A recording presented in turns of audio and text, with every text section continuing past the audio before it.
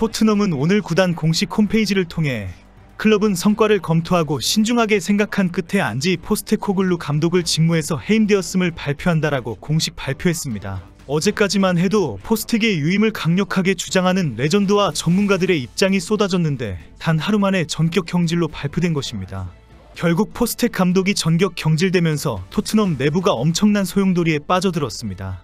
현재 영국 언론들은 선수단 내부의 동요와 반발을 크게 보도하면서 손흥민의 거취에도 큰 변수가 발생했다고 전하고 있습니다. 많은 매체들은 포스텍 감독의 경질이 선수단의 대거 이적으로 이어질 것이고 결국 손흥민도 오는 여름에 팀을 떠나게 될 것이라고 전망하고 있습니다. 새로운 감독이 선수단 안정을 위해 손흥민을 붙잡을 수도 있지만 손흥민은 불확실성에 빠진 토트넘을 떠나는 결단을 선택할 것이라는 주장이 쏟아지고 있습니다. 포스텍 감독의 경질로 선수단 내부의 충격적인 상황과 손흥민의 거취까지 자세히 알아보겠습니다. 토트넘은 공식 발표문에서 포스텍 감독이 유로파리그 우승이라는 업적을 이루었고 우리 모두 영원히 기억할 것이라고 밝혔습니다. 그러면서 하지만 이사회는 만장일치로 클럽의 이익을 위해 변화를 추진하는 것이 최선이라고 결론지었다라며 구단 수뇌부 전원이 포스텍 감독의 경질을 찬성했다고 밝혔습니다. 경질 이유에 대해서는 이번 시즌 최악의 프리미어리그 성적을 기록한 것 때문이라고 확실히 밝혔습니다. 부상과 유럽 대항전에 우선순위를 두는 불가피한 상황도 있었지만 유로파리그 우승에 따른 감격 때문에 엄중한 결정을 미룰 수 없는 처지이다라고 설명했습니다. 포스텍 감독은 두 번째 시즌에는 항상 우승 트로피를 들어 올렸다는 예언대로 17년 만에 토트넘의 트로피를 가지고 왔습니다. 문제는 리그 17위라는 프리미어리그 성적입니다.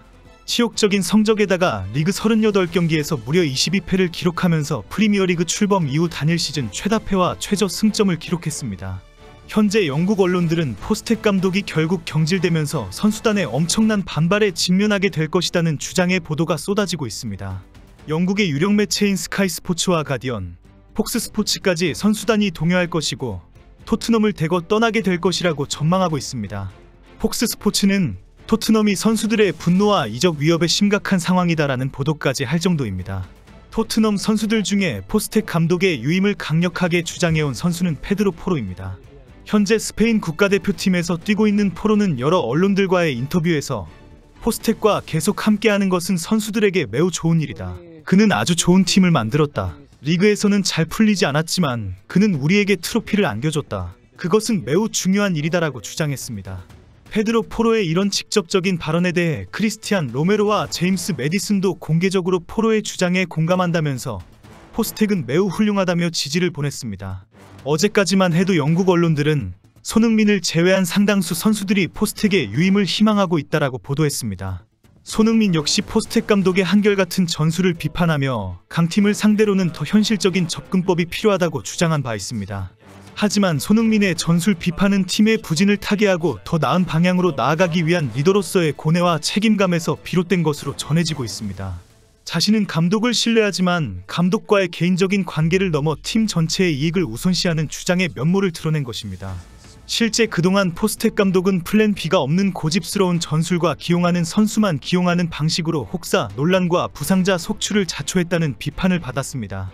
특히 강팀을 상대로 현실적인 접근법을 찾지 못하고 패배 가능성이 큰 방식으로 경기한다는 지적도 있었습니다.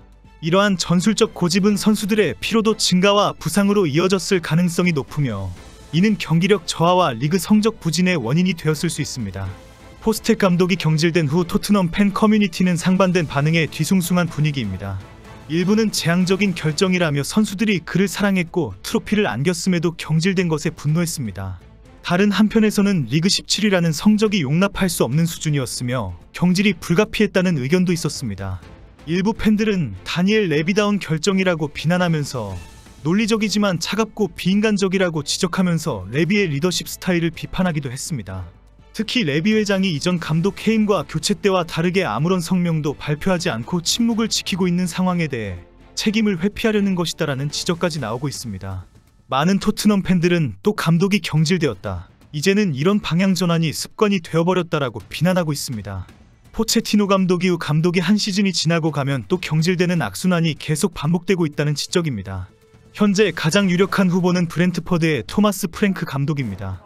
그는 브렌트퍼드를 프리미어리그에 안착시키고 올 시즌 10위로 이끄는 등 뛰어난 성과를 보여주었습니다. 토트넘의 테크니컬 디렉터 요한 랑게와의 좋은 관계도 강점으로 꼽히며 전술적 유연성과 침착한 성격이 토트넘의 압박감을 견딜 적임자로 평가받고 있습니다. 하지만 브렌트포드는 그를 쉽게 놓아주려 하지 않을 것이며 1000만 파운드 약 170억 원에 달하는 바이아웃 조항이 걸려 있습니다. 풀럼의 마르코 실바 감독도 유력 후보로 거론됩니다. 그는 풀럼을 중위권 팀으로 안정시키는 데 성공했으며 계약 기간이 1년 남은 상황에서 토트넘을 포함한 다른 팀들의 제안에 열려있다고 밝혔습니다. 크리스탈 팰리스의 올리버 글라스너 감독은 최근 FA컵 우승과 유럽 대항전 진출을 이끌며 주목받고 있습니다. 이미 토트넘과 접촉했다는 보도도 나왔습니다. 이 외에도 본머스의 안도니 이라올라, 미국의 마우리시오 포체티노, 로베르토 데 제르비, 에딘 테르지치, 키어런 맥케나, 사비 등 다양한 이름이 오르내리고 있습니다.